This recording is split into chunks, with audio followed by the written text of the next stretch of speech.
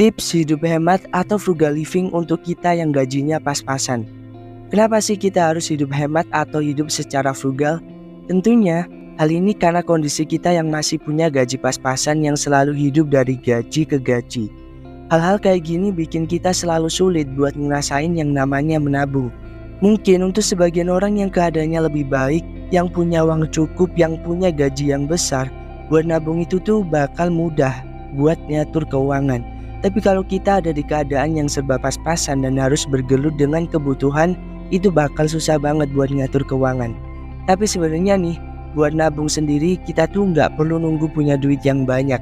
Berapapun tabungan yang bisa kita maksimalin buat disisihkan setiap bulannya, kalau dikumpulin lama-lama juga bakal gede kok. Nah, di video kali ini gue mau bahas nih 8 cara bagaimana kita bisa menabung meskipun gaji yang kita punya sedikit gitu. Nah, apa aja sih caranya? Tonton videonya sampai habis biar lo bisa dapetin keseluruhan insight-nya. Dari semua hal yang pernah kulihat sampai semua suara indah yang pernah ku dengar, tidak ada yang membahagiakan di dunia ini selain dikelilingi uang.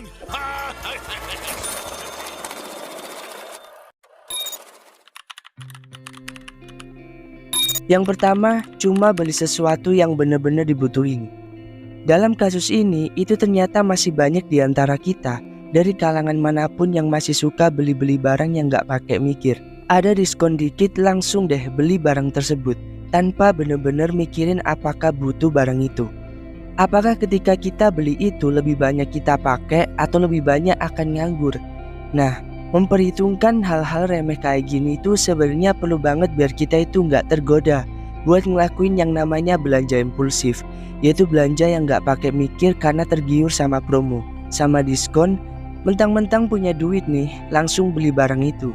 Ditambah lagi dengan kemudahan di era zaman sekarang seperti adanya marketplace, toko oranye, toko hijau, toko hitam, yang bikin kita bakal ngelihat banyak promo di sana.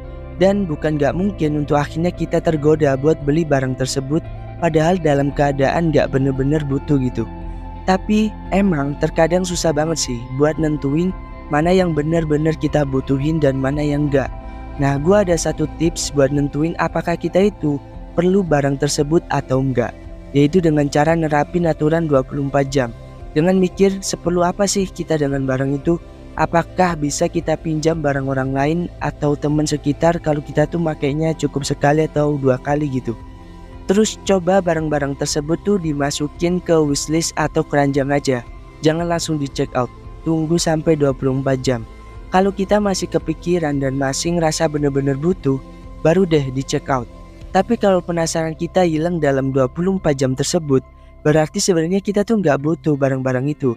Dengan cara kayak gini, kita bisa hemat dari pengeluaran belanja impulsif yang didasari keinginan kita, bukan kebutuhan kita. Jadi kita bisa saving uang di bulan tersebut kalau bisa menghindari ini. Yang kedua adalah masak sendiri. Buat lo yang anak kos yang kayaknya ngerasa males banget nih buat masak karena capek, karena nggak ada waktu, karena nggak bisa. Kalau lo pengen hemat buat hal ini supaya bisa nabung nih, beneran deh, ini waktunya kalian buat belajar memasak. Kenapa? Zaman sekarang tuh warung, restoran itu banyak banget dengan berbagai menu-menu dari murah sampai mahal. Apalagi adanya pelayanan online yang bisa ngirim makanan untuk sampai ke rumah atau kos kalian. Nah, dengan adanya pengetahuan ini, kita harus menyadari bahwa semakin mudah buat kita pesen makanan-makanan di luar dibanding kita masak sendiri. Dampaknya adalah semakin banyak juga pengeluaran kita buat beli makanan yang ada di luar. Dave Ramsey, salah satu guru finansial di Amerika itu pernah bilang bahwa tantangan seseorang di zaman sekarang itu selain belanja impulsif adalah juga tentang fast food, junk food, dan makanan-makanan lain yang bisa dibawa ke rumah dengan mudah, tapi dengan biaya yang cukup mahal. Jadi sebenarnya masalah beli makanan di luar ini bisa dikatakan seringkali kita nggak sadar gitu, dan jadi momok pengeluaran yang dianggap wajar. Padahal nih, dengan kita bisa masak sendiri atau makan makanan yang ada di rumah, kita tuh bisa hemat berkali-kali lipat dibanding dengan beli di luar. Jadi dengan kayak gitu kita bisa mulai buat nyisihin uang yang awalnya dibuat beli makan di luar itu buat masuk ke rekening tabungan kita gitu. Meskipun selisihnya cuma sekitar 5.000 sampai 10.000 per hari, Tapi kalau dikumpulin sebulan juga lumayan tuh. Bisa hemat 150.000 sampai 300.000 per bulan. Karena kita masak sendiri dan makan makanan yang ada di rumah. Ada banyak tutorial di YouTube, di TikTok, atau Instagram yang bisa bikin kalian bisa masak sendiri di rumah. Jadi cobain dan sadari mulai sekarang. Ketiga, menghindari hutang. Di zaman sekarang dengan adanya paylater atau pinjol itu bikin kita gampang banget buat ngutang. Gampang banget buat ngerasa diri kita punya uang. Padahal sebenarnya mah sama sekali nggak punya gitu. Dan dari sini kadang kita nggak sadar bahwa kemudahan yang diberikan dunia buat kita dengan adanya pinjol dan paylater itu bikin kita malah terjerumus ke dalam hal-hal yang nggak kita inginkan. Contohnya sekarang di sekitar kita banyak banget orang yang tiba-tiba ikutan FOMO, upgrade iPhone padahal gadget lama masih berfungsi dengan normal. Apalagi nih, ada banyak juga orang-orang bela-belain buat jual gadget lamanya buat upgrade iPhone terbaru. Terus uang hasil jual gadget lama itu dipakai buat DP iPhone barunya. Akhirnya mereka jadi punya hutang deh dari gaya hidup tersebut. Hidup lagi aman-aman aja nih, malah dikasih titik hitam, malah dibuat susah sendiri. Bukan apa-apa sih, dengan punya gaya hidup kayak gini, ya pantesan aja kita nggak punya sisa-sisa uang di akhir bulan buat disisihkan. Terus, terlebih lagi nih, kalau ada kejadian-kejadian nggak diduga, misal kitanya sakit tapi nggak ada duit, karena duitnya harus dipakai buat bayar cicilan, terus gimana dong? Akhirnya pinjem ke temen buat pengobatan. Akhirnya punya utang sana sini dan gak kekontrol. Akhirnya pusing sendiri. Percuma kita punya iPhone bisa ngimbangin gaya hidup temen-temen, tapi di sisi lain kita banyak hutang. Terus hidup gak tenang. Terus gak bisa nabung kan. Jadi dari sini kita bisa mulai buat menghindari kegiatan hutang ini. Pastiin kalau lo beli sesuatu itu berdasarkan kemampuan yang kita punya, berdasarkan penghasilan yang kita miliki. Kalau kita kredit iPhone tapi buat bayar cicilan aja sebulan bisa bikin gaji kita langsung habis, ya tandanya lo masih belum mampu buat beli barang itu. Yang keempat, mengurangi biaya transportasi. Mungkin teman-teman di sini yang ngerasa punya uang hasil tabungan dan berniatan buat beli mobil, saran gua coba dipikir-pikir lagi deh. Karena perawatan mobil dan pembiayaan selanjutnya itu bisa membengkak banget kalau kita nggak pelajari dulu. Dan bisa bikin kaget kalau kita nggak paham. Jadi pastiin lagi nih kalau mau beli barang terutama transportasi itu kita riset dulu. Kira-kira biaya setelah membeli mobil itu apa aja. Soalnya biaya ganti oli, perawatan ganti spare part, dan perawatan kecil lainnya. Belum juga biaya asuransi, biaya pajak. Itu semua bisa bikin kita cukup kaget kalau nggak paham. Nah, penting banget di sini buat dipikir ulang kalau mau beli mobil. Apakah worth it? Apakah benar-benar perlu? Misal kita berangkat atau pulang kerja, sebenarnya bisa cuma pakai motor aja, atau bisa pakai transportasi umum. Berarti kita nggak butuh beli mobil itu. Atau misal kita udah punya istri dan anak dan dirasa perlu demi kenyamanan keluarga, maka silahkan gitu. Karena balik lagi, semua itu perlu dipikirin matang-matang. Jangan sampai nih pengeluaran buat biaya kendaraan ini bikin kita shock. Dan uang kita malah terkuras habis karena gak riset sebelumnya setelah terlanjur beli mobil itu. Yang kelima, cek pola pengeluaran yang kita punya. Mungkin di sini teman-teman ada yang pernah ngerasain ngecek mobile banking, tapi di situ angkanya kecil dan lu jadi ngerasa, lah kemana ya uang gua semuanya? Kok tiba-tiba cepet habis? Kok tiba-tiba sisa segini sih? Nah, kalau kalian pernah nemuin kondisi kayak gini, artinya kalian perlu mulai dari sekarang buat mencatat atau budgeting di awal bulan dan nyari tahu di mana aja uang kalian itu dikeluarkan. Mencatat atau budgeting itu penting banget karena dengan kayak gini kita bisa lebih aware sama pengeluaran yang seringkali kita nggak sadar kita lakukan. Catat sampai dari mulai hal-hal kecil misalnya kayak bayar parkir, bayar tips buat ojol, ngasih ke orang-orang sekitar, dan semua pengeluaran lain. Dengan ngelakuin kayak gini, kita bisa jadi tahu berapa total rata-rata pengeluaran selama sebulan. Nah setelah itu, kita tinggal mikir biaya apa nih yang harus mulai dikurangi dan biaya apa yang mulai ditambah. Misal nih, buat lo yang perokok, selama sebulan tuh buat rokok aja lo habis nyampe 800.000. Nah dari sini, kita bisa evaluasi lagi biar bulan depan kita bisa mengurangi 800.000 itu. Karena 800.000 itu juga biaya nggak sedikit gitu.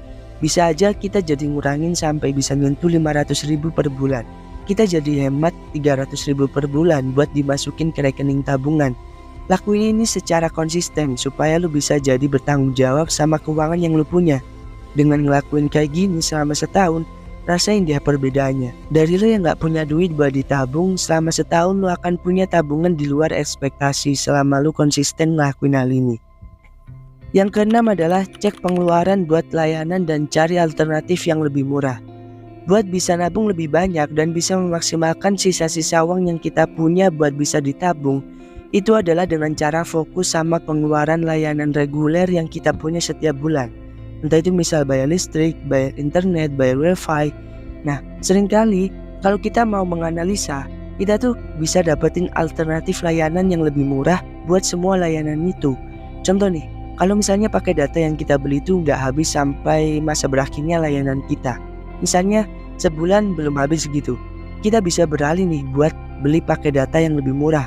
Atau bahkan kalau bisa beralih ke provider yang ngasih harga yang lebih friendly buat uang kita. Nah, sisa dari uang itu yang sebelumnya dipakai ke pakai data bisa kita sisihkan buat menabung. Intinya kita harus lebih rajin buat riset pengeluaran apa aja yang gak bisa worth it di kehidupan kita, dan kita gunain secara maksimal. Terus memangkas itu semua buat disisihkan ke tabungan kita. Yang ketujuh, memaksa pulang. Apa nih maksudnya? Ada quotes finansial yang pernah bilang, kalau kamu gak punya duit, kamu pulang aja. Artinya, berarti di luaran sana itu banyak kesenangan yang bisa kita lakuin. Misal pulang kerja langsung nongkrong, pulang kerja langsung beli makanan di luar, pulang kerja harus nemuin temen ini itu, dan akhirnya berakhir dengan ngeluarin duit. Sekarang, banyak banget orang yang sebenarnya bisa nabung, tapi mereka kalah sama kesenangan-kesenangan yang emang harus ngeluarin duit. Gue tahu sih, emang kita tuh juga pengen ngerasain rasanya senang. Udah capek dan hektik banget sama soal kerjaan, akhirnya pergi ke tempat-tempat buat kita cari hiburan. Bahkan dari kita juga pasti banyak yang ngorbanin uang kita buat bisa dapetin gaya hidup sesuai dengan teman-teman sekitar kita. Beli baju atau pakaian mahal, gonta-ganti gadget setiap tahun, bahkan sampai terjerat paylater atau pinjol buat itu semua. Padahal mungkin keadaan finansial kita tuh belum cukup aman. Kita tuh belum bisa menjaga keuangan kita gitu. Gak enak banget kan kalau ngelihat uang kita itu masih belum secure, kita masih pas-pasan banget, akhir bulan selalu habis uangnya. Makanya kita bisa nih mulai sekarang buat lebih kerja keras, ngembangin skill kita, menambah value kita, buat kesempatan kita menambah income gitu. Stop buat pergi keluar ngabisin uang kalian. Sehabis kerja lebih baik pulang dan mikirin gimana caranya buat nambah income, gimana caranya dapetin uang lebih, buat bisa nambahin jumlah tabungan dan paling gak keuangan kita tuh bisa secure dulu gitu. Yang terakhir adalah anggap tabungan sebagai tagihan. Menabung itu adalah soal mindset, dimana kita juga bisa nerapin tabungan itu seperti bayar tagihan. Tentunya kita semua itu pasti punya tagihan ya tiap bulan, entah itu buat bayar sewa kos, bayar internet, bayar listrik, air, dan semua tagihan-tagihan bulanan yang kita punya. Semua tagihan itu bisa kita bayar setiap bulan karena kita sadar itu adalah kewajiban dan harus spending uang di situ. Karena kita butuh dan kita prioritaskan hal itu. Sama halnya dengan menabung, kita harus juga berpikir yang sama bahwa menabung itu juga sebuah kebutuhan dan kewajiban. Kalian tetapin jumlah angka tertentu buat kalian spare uang kalian buat menabung tiap bulannya. Dan seperti halnya tagihan yang lain, kalian harus benar-benar memprioritaskan dan bayar itu buat tabungan.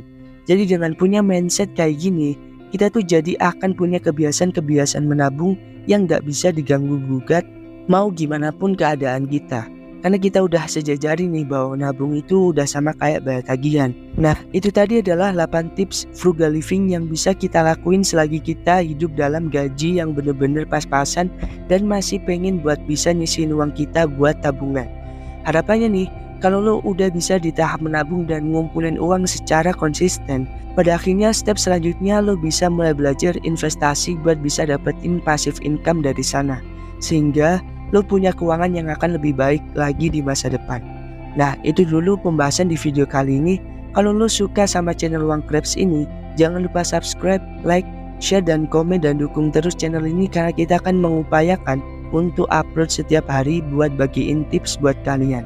Sekian, gue Jody, sampai ketemu di video selanjutnya. See you.